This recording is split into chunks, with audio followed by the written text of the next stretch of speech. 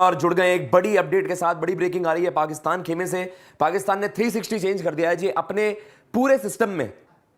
जका अशरफ साहब की ये लेडी जो पूरी पीसीबी है, आपने सारी अपने आप कह सकते हैं जितने भी आपके ऑफिशियल्स थे मैनेजमेंट में, कोचेस से लेकर कप्तान से लेकर हर फॉर्मेट में स्पेसिफिकली आपने बदल दिया है सब कुछ। Bowling coaches and coaches, director of cricket, सारा बदलाव हो चुका है और कहीं ना कहीं इसे देखा जा रहा है कि ये टीम की बेहतरी के लिए होगा।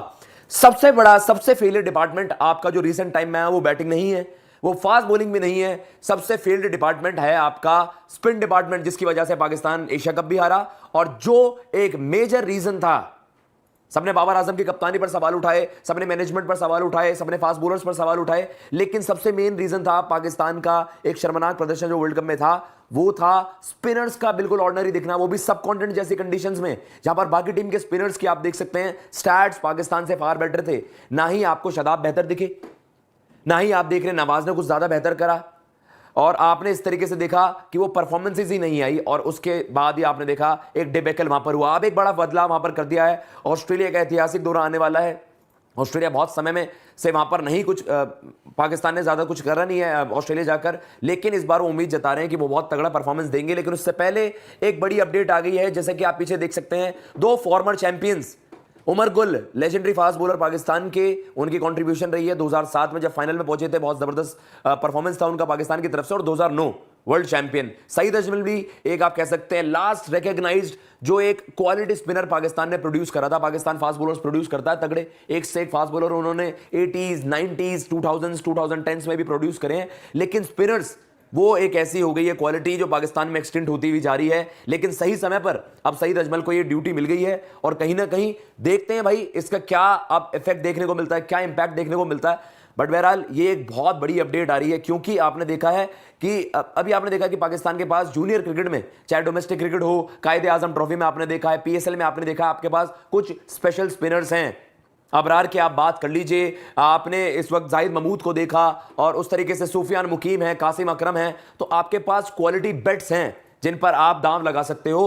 और गोइंग फॉरवर्ड आपको पता है सबसे बड़ा असाइनमेंट कौन सा आने वाला है, let alone Australia test series पर मैं इतना फोकस नहीं कर रहा, ऑस्ट्रेलिया में स्पिनर्स इतना ज्यादा रोल नहीं प्ले करते, वहां पर आपने नोमान अली को बैक कराया। लेकिन आपको पता है 6-7 महीने बाद आपका वेस्ट इंडीज यूएसए में वर्ल्ड कप खेला जाएगा, और अगर आप T20 वर्ल्ड कप में क्वालिटी स्पिनर्स को ग्रूम नहीं कर रहे हो तो भूल जाओ भाई वो वर्ल्ड कप भी।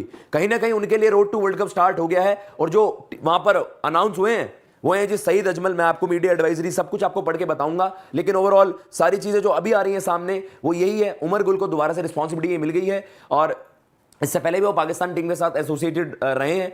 सबसे पहले मॉर्कल नहीं, अगर आप कह सकते हैं कि भाई पाकिस्तान का जो पूरा जो कोचिंग स्टाफ था, कोचिंग ग्रुप था, सबसे पहले उन्होंने ही वहां पर आप कह सकते हैं स्टेप डाउन करा। और उसके अलावा आप देखते हैं step down in the sense कि उनका टेन्योर खत्म हो गया था और रिन्यू नहीं हुआ उनका कॉन्ट्रैक्ट। फिर यही सबसे बड़ा सवाल था कि भाई पाकिस्तान स्पिन डिपार्टमेंट पे बिल्कुल ही फ्लैट नजर आया है, बिल्कुल ऑर्डिनरी नजर आया है। और अब उन सभी चीजों को देखते हुए वहां पर सईद अजमल को मौका मिला है। देखिए आपने लेजेंडरी अब्दुल कादिर मुशी भाई जो 90s में आप देखते थे कि भाई बहुत जबरदस्त बॉलिंग वो भी करते थे, क्वालिटी लेग स्पिनर्स प्रोड्यूस करता था पाकिस्तान उस समय। और फिर आते हैं आपके पास आपके arguably the greatest of spinner Saeed Ajmal से आप करते हो कंपैरिजन, लेकिन हाँ सकलेन मुश्ताक वाज लेजेंडरी। उनके करियर की वो लॉन्जिविटी नहीं हो पाई, लेकिन हम सब जानते हैं कि जितना भी उन्होंने इंपैक्ट क्रिएट करा था भाई, पाकिस्तान की पेस तिकड़ी की बात होती थी, लेकिन सकलेन मुश्ताक एक लेजेंडरी स्पिनर वहां पर रहे।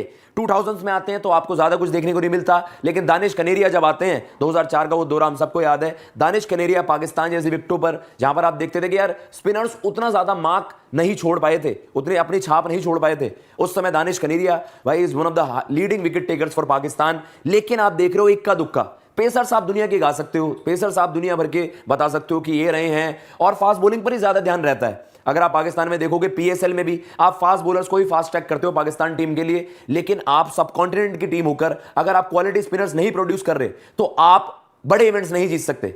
यही एक मेन रीजन रहा कि श्रीलंका में जाकर भी, जहां पर इवन अफगानिस्तान, इंडिया, बांग्लादेश, श्रीलंका सबके स्पिन डिपार्टमेंट आपसे बेहतर थे, इस वर्ल्ड कप में सबसे खराब रेशियो, मतलब आप कह सकते हैं विकेट पर बॉल्स आप देख लीजिए, एवरेज इकॉनमी, पाकिस्तान की टीम सबसे नीचे लगी हुई थी।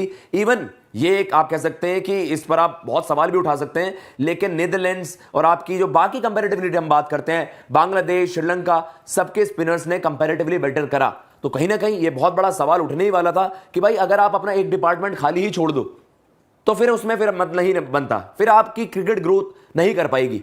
अभी आपके पास अबरार है, नोमान अली को आप एक्सपीरियंस के बेसिस पर बैक कर रहे हो तो वो अच्छी चीज है, लेकिन अभी आपने टी20 क्रिकेट खेलनी है बहुत। टी20 क्रिकेट आप देख रहे हो, वर्ल्ड कप से पहले आपने 17, 18, 19 इस तरीके के कुछ मुकाबले आपने खेलने हैं, और उसमें अगर आप 2 क्वालिटी स्पिनर्स को भी ग्रूम कर पाए तो ये वर्ल्ड कप में एक मास्टर स्ट्रोक हो सकता है। टी20 वर्ल्ड कप की हम यहां पर बात कर रहे हैं।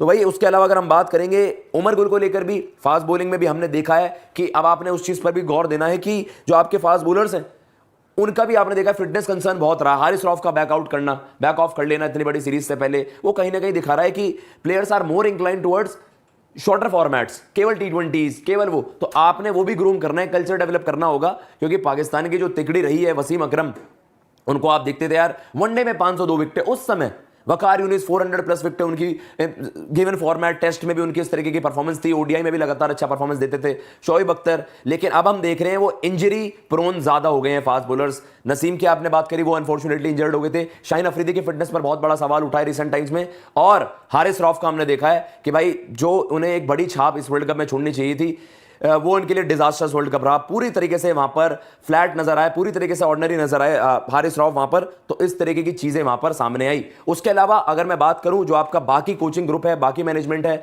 मोहम्मद हफीज को भाई जिम्मेदारी दी गई है एज ऑफ नाउ। अगले 2 दौरे हैं ऑस्ट्रेलिया और न्यूजीलैंड, वहां पर डायरेक्टर ऑफ क्रिकेट भी होंगे और कोच भी होंगे टीम के।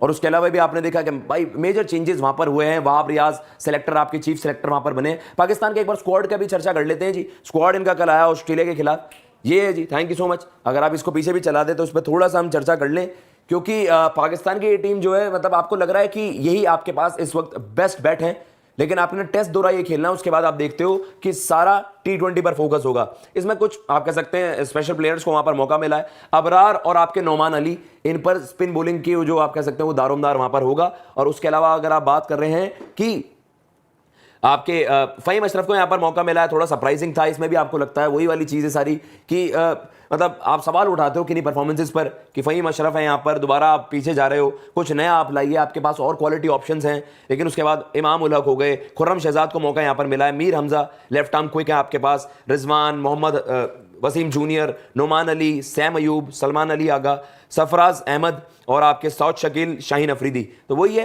पेस। अगर हम बात करें कि ऑस्ट्रेलिया अगर आप जा रहे हो फास्ट बॉलर्स की, वो थोड़ा सा आपको लग रहा है कि यार हसन अली, शाहीन अफरीदी अकेले ना पड़ जाएं, नसीम की एब्सेंस, हारिस रऊफ की एब्सेंस कहीं ना कहीं पाकिस्तान के लिए बहुत मुश्किल हो जाएगा।